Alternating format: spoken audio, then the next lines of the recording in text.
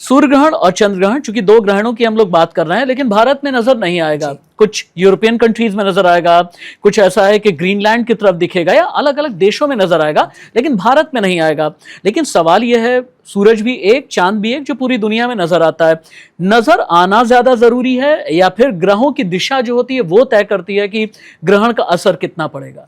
ग्रहण कहीं भी हो पूरे वर्ल्ड में, उसका असर सब पर होगा। अब बताइए, आपका और हमारे भारत का युद्ध तो किसी से नहीं हुआ। अमेरिका में हुआ युद्ध है, इराक में हुआ युद्ध, ईरान में हुआ युद्ध, लेकिन पेट्रोल के दाम तो हमारे बढ़े, गैस सिलेंडर्स हमें नहीं मिले, गैस प्रॉब्लम्स लाइंस हमें हुई, हमारे सारे वर्कर्स भागकर अपने गांव में चले गए कि हम भैया लकड़ियां जला के, उपले जला के अपना भोजन कर लेंगे। वहां सब कुछ हो रहा था, फिर हम पर क्यों असर हो रहा था?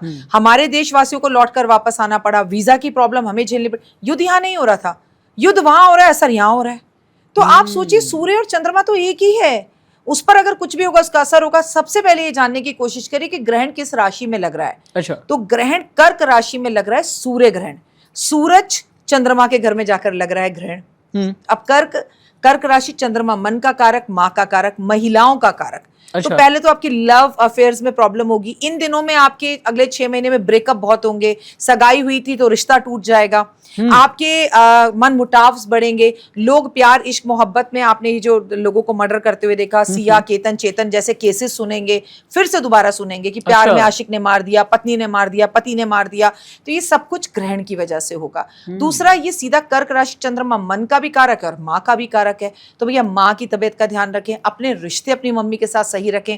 मम्मी बीमार है तो हॉस्पिटल फिर ना जाना पड़े, ये ध्यान रखें। सेकंड, ये याद रखें, मौसम में उथल पुथल, बेमतलब की आंधी तूफान, बेवजह की बारिश, बादल का फटना, पहाड़ों का खिसकना, जमीन का फट जाना, तूफान समुद्रों में आ जाना, नदियों में आ जाना, अजीब अजीब बवंडर आना, ये चीजें होना। और किसी बड़े पद पर बैठी हुई महिला से जुड़ी हुई कोई बैड और गुड न्यूज आना कि जी महिलाओं ने सम्मानित किया भारत को, फलाना देश की महिला ने मेडल जीता, हमारे देश की महिलाओं ने हमें एक बार फिर से गौरव किया, भारत की बेटी ने फिर शर्मसार किया भारत को। या किसी बड़े पद पर बैठी हुई महिला सडनली उसको, जैसे मैं कहूँ कंगना रनावत जी अक्सर सुर्खियों में रहती हैं, उनको लेके कोई विवाद हो जाना, उनको लेके सुर्खियों में आ जाना, या किसी बड़ी पद पर बैठी महिला का एकदम से इस्तीफा देना, उसकी सीट चली जाना, या उसका एक्सीडेंट हो जाना, भगवान ना करे उनको चोट लग जाना, या बैड और गुड न्यूज़ आना हॉस्पिटल जाने की।